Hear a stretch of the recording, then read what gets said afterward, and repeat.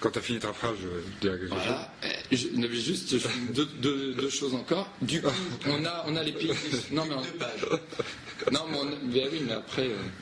Vas-y. On a effectivement une crainte de la Chine, des pays du Sud, que ce droit d'ingérence, ce soit une menace sur la souveraineté. Est-ce que c'est pas toujours du nord vers le sud, le droit d'ingérence? Mais non, mais justement, ce qui se passe. Pour arrêter de parler de droit d'ingérence, du coup, arrive donc un nouveau concept. Un nouveau concept qui s'appelle la responsabilité de protéger. Et ce concept-là, il est mis en place au sein d'un groupe de réflexion qui est avalisé par le Conseil de sécurité et par l'Assemblée générale des Nations Unies, avec le soutien des pays du Sud qui l'ont poussé. Donc c'est plus les pays du Nord et l'impérialisme américain, c'est l'ensemble des pays et en particulier les pays du Sud, les ONG, Amnesty International, Human Rights Watch. Enfin bon, on n'est plus dans l'ordre du droit d'ingérence qui effectivement est un concept que refusent les pays du Sud, mais on est dans la responsabilité de protéger. Donc responsabilité de protéger, par exemple, si le Tchad dit voilà comment sont traités les prisonniers américains, enfin aux États-Unis. Non, c'est pas ça, justement. C'est justement beaucoup plus compliqué et ça définit très clairement dans quel cas les pays acceptent, se doivent intervenir. Du coup, c'est très compliqué. C'est pas le Tchad ainsi, Guantanamo là. Sur quelles valeurs? Des valeurs démocratiques? Sur des valeurs. Alors, l'idée toute simple, c'est qu'on a en deux mots, c'est qu'on n'est plus dans la souveraineté. C'est plus la possibilité de jouir de sa population, mais c'est une responsabilité de la protéger et d'en prendre soin. Du coup, l'idée. Du coup, on va pas en Libye, par exemple. Ah si, c'est justement l'idée sur laquelle on interviendrait, c'est que l'idée de la responsabilité de protéger, c'est d'abord donner les moyens aux États.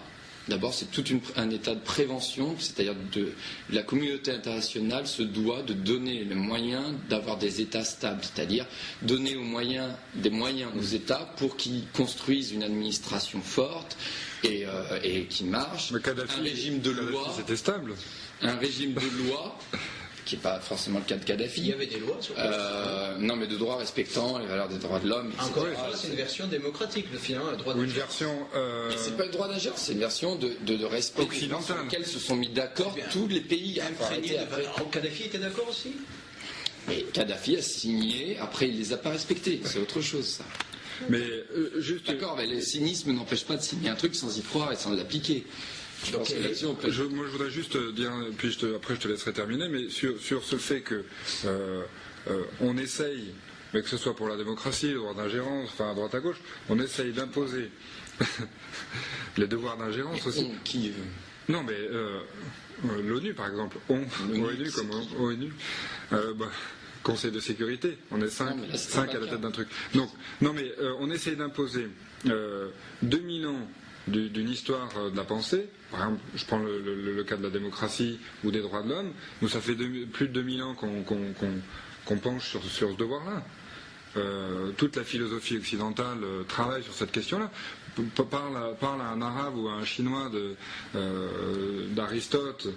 Mais il ne faut pas croire de Platon et tout ça. Aussi. Voilà, mais sur la responsabilité de protéger, il y a d'autres notions et d'autres civilisations et d'autres héritages culturels on n'est pas les porteurs. Pourquoi on imposerait une manière de penser? Il faut arrêter de croire que cette manière de penser là n'est que propre à notre héritage culturel. La responsabilité de protéger des populations et de prendre sur une population, elle ne se retrouve pas uniquement dans la pensée grecque. Il faut arrêter aussi. Je pense qu'elle est universelle. Dans le confucianisme, normalement, c'est plutôt le groupe qui l'emporte sur l'individu, c'est leur culture aussi. Et le groupe, c'est quoi? C'est pas la protection d'un groupe ou quelque chose? Non, je veux dire, le droit de l'homme ne paraît pas comme une évidence pour certaines cultures. Est-ce qu'il faut leur imposer notre vision, finalement, des droits de l'homme? Le droit, c'est une conception culturelle. Ça ne surgit pas de notre anus, par exemple. Tu vois ce que je veux dire? Tu penses qu'il y a une conception du droit universel? Et c'est là où tu es un héritier d'Emmanuel Kant. Je pense qu'effectivement, tu es un héritier des philosophes des Lumières. Et au niveau du droit, il y a et point final. Mais c'est faux. En Chine, il n'y a pas un droit. Il n'y a pas Kant, non. Oui, mais est-ce que ça a empêché qu'il y ait un État avec des réglementations et des lois?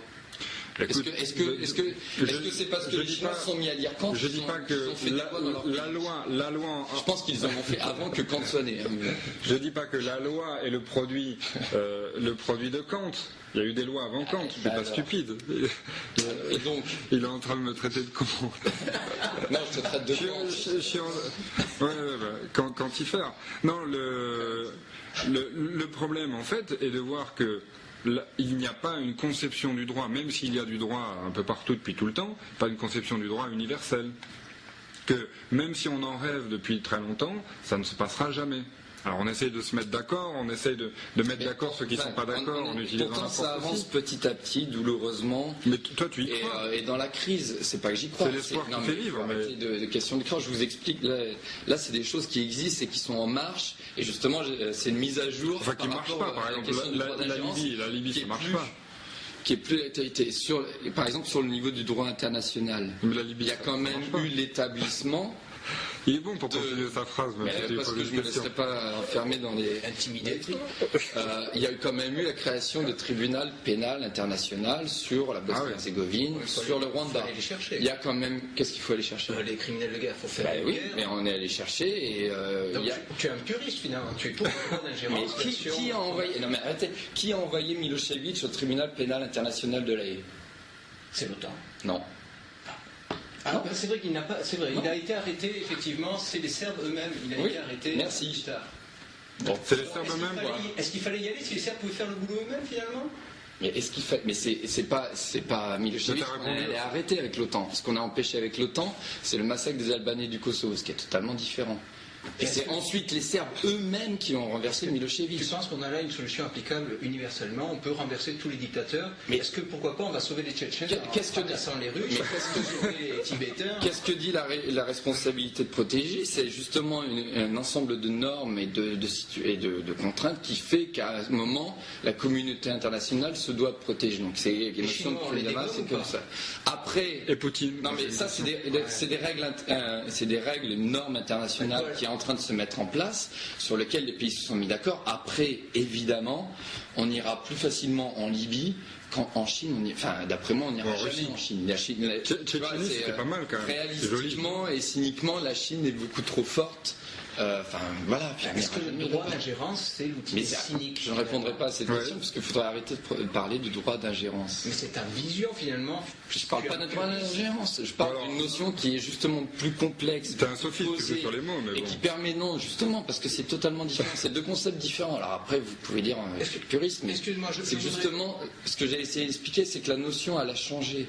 Elle est plus justement sur le droit d'ingérence parce que c'était refusé et d'après moi avec raison par les pays du Sud ou par d'autres pays comme la Chine, donc là on est d'accord, parce que c'était le droit d'ingérence et on peut se permettre d'aller n'importe où à partir du moment où il y a un problème.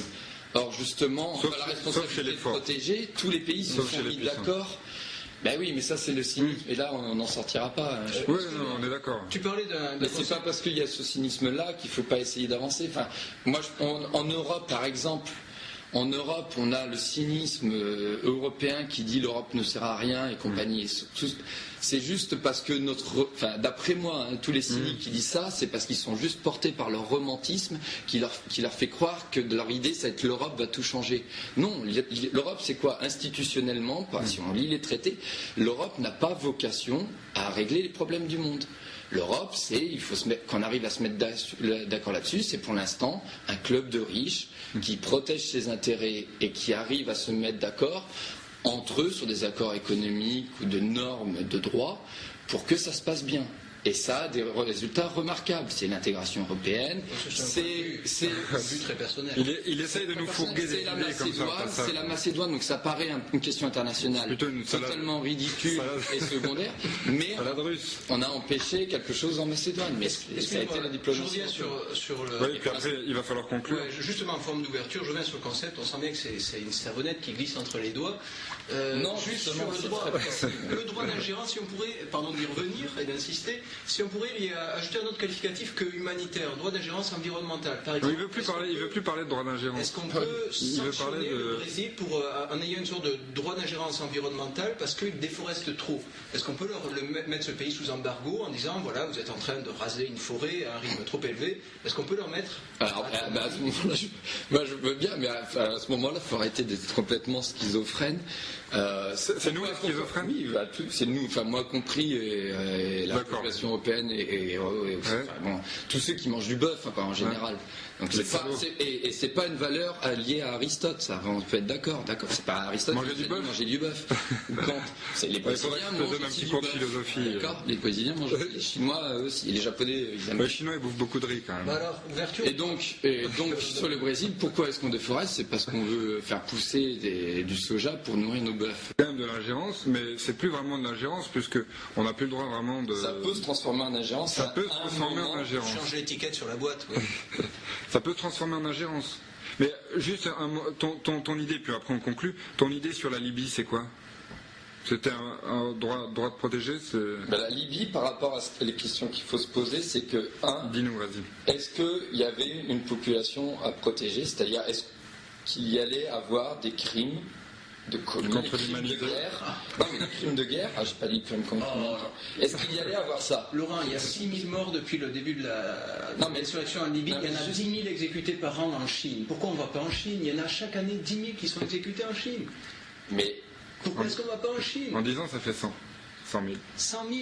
Est-ce que là, on n'est pas face à un massacre? J'ai l'impression que c'est on s'attaque finalement, on s'attaque quand on croise un nain qui est en train de taper sur quelqu'un, on va lui sauter à la gorge. Par contre, si c'est un guerrier Maasai, non, on change de côté de la rue. Bah évidemment, mais qu'est-ce que tu crois?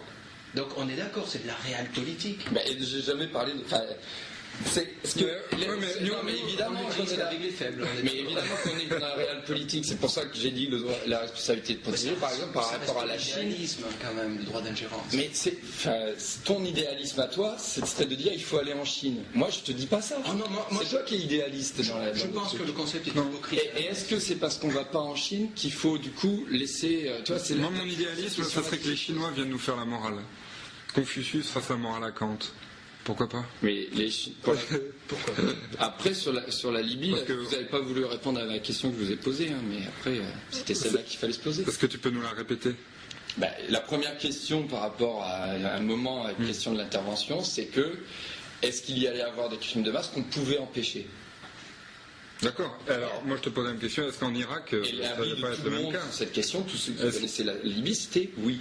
Est-ce que Saddam Hussein n'allait pas péter la gueule à tout le monde? Donc une guerre préventive en Libye ou en Irak? Exactement. C'est pas préventif. Là, sur le coup de la Libye, on savait, voilà. Mais tous les spécialistes de l'Irak, du moins aux États-Unis, disaient que... Mais l'Irak et l'Afghanistan, c'est 2 contre-exemples parfaits, justement, de ce qu'il ne faut pas faire. Et là, on est d'accord. On est d'accord. Ouais. D'accord. C'est totalement différent de ce qui s'est passé. Donc c'est quand même un outil risqué, le droit de protéger. Mais c'est pour ça, c'est parce que le droit d'ingérence est tellement risqué et à double tranchant et compagnie, qu'on a changé que les États y ont réfléchi et se sont mis d'accord sur cette norme-là. Mais attends, Kofi Annan, c'est quand? J'en perds mon latin. 99, le discours qui demande à ce que... En 2000, c'est le moment... Après, non? 2003, l'Irak. En 2000, c'est le moment où Kofi Annan demande aux États de se mettre d'accord sur l'établissement de normes qui réfléchissent à cette question-là à laquelle il fallait répondre parce que l'ONU était totalement décrédibilisée après la Bosnie. En 2003, les États-Unis l'utilisent en Irak. Mais ils l'utilisent pas. Les États-Unis, ils s'en sont servis. Il ne faut pas croire qu'ils s'en sont servis. Bush s'en foutait complètement. Il y allait, c'était sûr. Après, il a voulu faire les politesses pour essayer de rameuter d'autres pays à travers lui. Il a vu que ça n'a pas marché, ça ne l'a pas empêché d'intervenir. Italie, Espagne, ça a un peu marché. Mais c'était pas dans le cadre de l'ONU. Enfin, nous, heureusement, on avait un rempart du droit avec Jacques Chirac. C'est peut-être la seule chose bien. Sur l'Irak et l'Afghanistan, il y a rien de tellement désolant. Mais Chirac, c'est peut-être la seule chose de bien, après tout, peut-être qu'il ait faite dans toute sa carrière.